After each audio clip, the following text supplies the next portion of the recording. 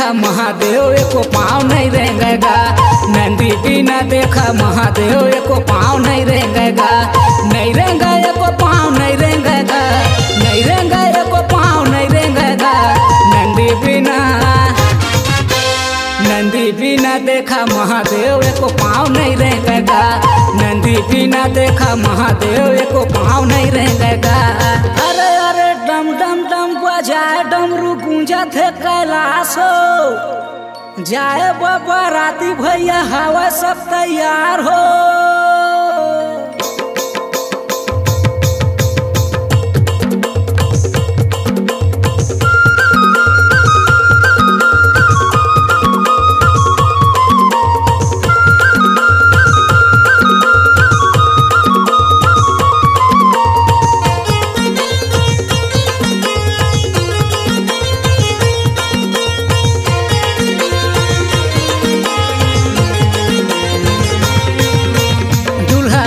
बन के खड़े शिव शंकर जाए बाबा राती के भीड़ है भयंकर। का हो के नंदीला कौन बताए ब्रह्मा जी करा कथे कछु उपाय।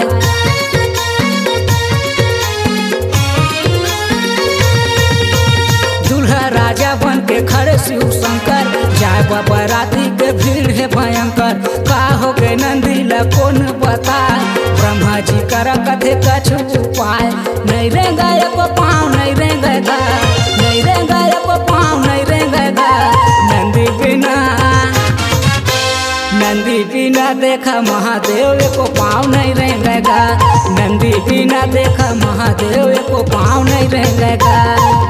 अरे अरे बोलबम कले पाप सब कट जाए हो। शिव शंकर के दर्शन कर ले जीवन सफल हो जाए हो।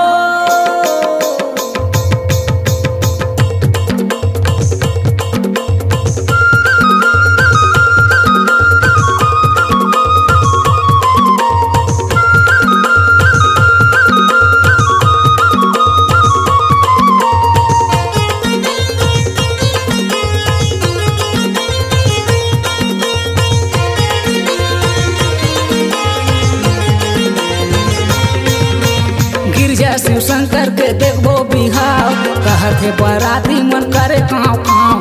रिग रिग चमकत है महादेव भारी नंदी तैयार हो के खड़े है सवारी।